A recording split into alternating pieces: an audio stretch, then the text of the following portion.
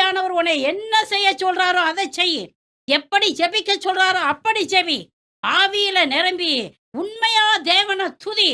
ஆவியிலும் உண்மையிலும் நிரம்பி துதிக்கும் பொழுது அது ஆண்டவருக்கு உகந்த பலியாக இருக்கிறது.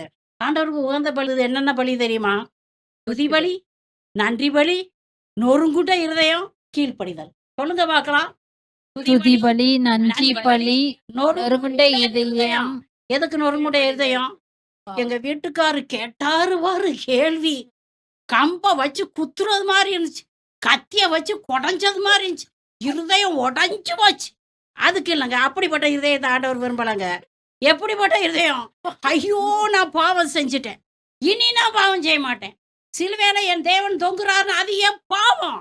தலையில முள்முடி இருக்குன்னா அது என் பாவம் அப்படின்னு சொல்லி உன் இருதயம் நொறுங்குச்சுலாக்கும், அது அவருக்கு ரொம்ப விருப்பமான பலியாக இருக்கும்.